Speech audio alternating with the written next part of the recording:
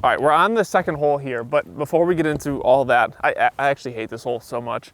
I think I've maybe doubled it every single time I play it, but the PGA Tour Americas reached out to me, let's see, June of last year, and they said, hey, do you want to come out, you and your girlfriend want to come out for a week, play in a PGA Tour event, and you get to explore all of New Brunswick under the Explore NB thing. I'll kind of get into that a little bit more, but this is the second hole at Beverly Golf and Tennis. It is a dog-leg right. You can see that 150 stake out there. You just want to play it there, and then it's a blind shot into the green. It's a hard hole for me. I have no idea why. I'm gonna take a driver and try and pump it out there, maybe with a little draw. Again, this is the fourth time I've swung a driver all year, so nice and easy is good for me. That is right off the heel and right into the trees on the right-hand side. Thankfully, there's no leaves, but I just heard a little bit of a tick. All right, guys, that ball is nowhere to be found. I think it dribbled down into the other hole there, but we're just gonna play it here for now. 52 degree, I don't know, maybe like 60 yards or so. I'm not in the best of lies here, but I'm just gonna kind of chop it down there. You can kind of see the flag on the left side of your screen here. As I walk over to my pretty horrible shot off the rocks over there, I'll tell you the story and hopefully the mic keeps picking me up. So they flew us out for the PGA Tour Explore New Brunswick event. And basically I was able to play in the Pro-Am, and we ended up getting there Tuesday night. And what happens? I have a tee time for 10 a.m. the next morning, and my clubs never showed up. So for this shot, guys, I'm just gonna open the face up. I'm gonna leave it off into the shadows there and drop it back down, probably like flag stick or so away. Head down, don't decel. Ho, ho, ho, ho. All right, Wednesday morning rolls around and I got a text from, I don't know, some number at like 1 a.m. in the morning, and it said that your clubs are at the airport ready for pickup. So drove out there at like 6 a.m., picked up the clubs, and honestly, guys, if you've ever been to a pro event or have been around them, it's kind of intimidating. We walked in, got checked in, they like treat you as one of the players, even though I was just an amateur at the event.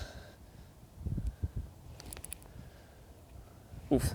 Got there, got to meet our playing partners. It was Willie, who was first. I mean, awesome guy. We're gonna get to him on the next tee. Anita, and I forget, oh, Grant was the other guy. Anita and Grant were two writers from the Toronto region, I believe. And off to the races we go. I get down there, warm up with these guys. They all have their swing coaches with them. They all have their track mans. And it's just my girlfriend and I just over there, just swinging away at balls, just trying to act like been there before, but let's get into it. You guys are not gonna be able to hear me with the wind for this hole, so I'm just gonna play this hole out and then catch you on the next tee. And topped it. I promise you that the golf is gonna get better at some point. Woo, baby. We're at the first tee of the Pro-Am event. I know I'm just gonna step in my line, it's fine. We're at the first tee and Grant and Anita are up. Like, they hit it fine, just like punched it out front, whatever. Willie gets up, just blows it by, like perfect drive, and then now I'm up.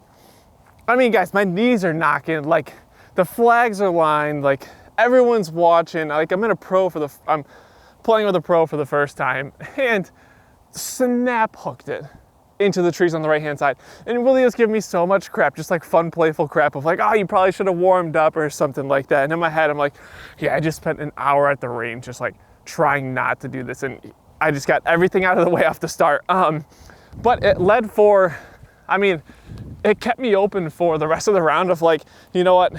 I can't be any more embarrassing than what I just did right there. Come on, ball. Guys, Willie, I asked him a couple times, what's the difference between me, someone who's like not that great, and what's the difference between you? Being very, very, very consistent inside 120 yards, which, I mean, all the pros talk about that, which is awesome. And he said, like just knowing your misses and putting all the time you can into the green. And knowing your misses, he was talking to me a little bit more about that, because if you guys know me, I mean, I miss left, I miss right, I miss all over the place. And he was like, just kind of narrowing your misses, and so that way you can turn those 6s into 5s, and maybe those 5s into 4s. I'm gonna really try and focus on, if I do lose the ball, I wanna lose the ball left. I never wanna lose the ball right. Low on the face, down the right-hand side. It didn't fade that much, but I also didn't hit it that great. It is super soggy down there, so I hope that it didn't plug. This rangefinder is just not great. 125 out.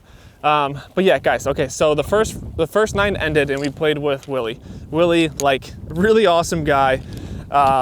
Had a great approach on the game. And then we played with Brandon. Biho, I don't know how to pronounce his last name. He didn't go to the range, steps up on the 10th tee with us and just absolutely rips one. Went after that ball. And I mean, he just got that thing out there and he played awesome. I don't know how many birdies he had on the 9, maybe like 5 or 6. It was really impressive to watch, but he had a little bit of a different approach to the game, and I'm gonna get into that in just a second. If you guys can see the flag out there, it's 125 yards away. This ball is a little above my feet. I'm gonna play it out on the left-hand side of the green and maybe try and let the ball kind of draw back to me and at the flag. The flag's in the back side of the green, so I'm just gonna kind of knock this thing down a little bit. I know I say I knock a lot of clubs down. It's because I don't really trust a full swing in my bag yet. Pick that clean and that ball has got to sit. So Brandon's take on the game was a little bit different. A lot of it was more mental. He talked about having a mental coach. He talked about how he kind of looks at shots a little bit differently, and a lot of it was like amateurs. If they have a bad swing, the next hole, they try and correct that swing instead of just trusting what they have, and maybe like it's just a timing issue. And for him, it was that he really just had to change his mental side of the game to get to that next level, which was really, really cool to think about. Played the whole 18, had an awesome time with them. Wanted to sit down and have a drink with them afterwards, but the problem was since we were with the Travel or Explore New Brunswick, we were going on a boat, a party boat with like a couple of people, which was awesome. And I'll get to the rest of that trip in a little bit, but yeah, it was pretty sweet. Let's knock this sucker in. Guys, confidence in these little things. Drive it home, follow through. Yeah, well, I did all that.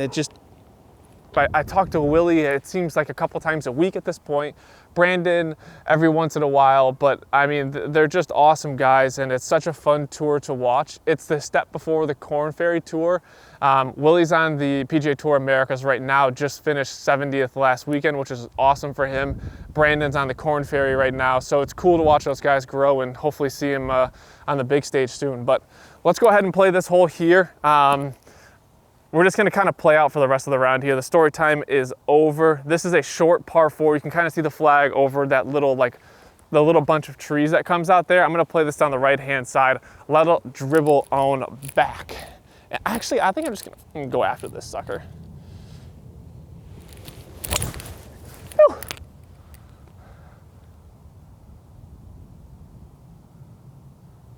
Huh.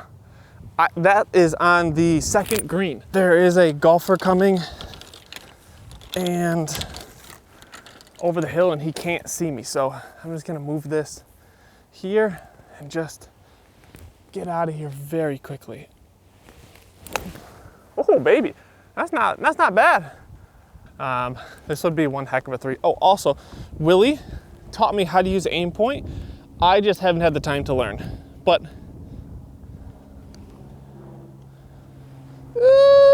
that would have been fun. Aim point is honestly really, really cool. I used it at the end of last year. It was awesome, but I got to see how this year's going to turn out.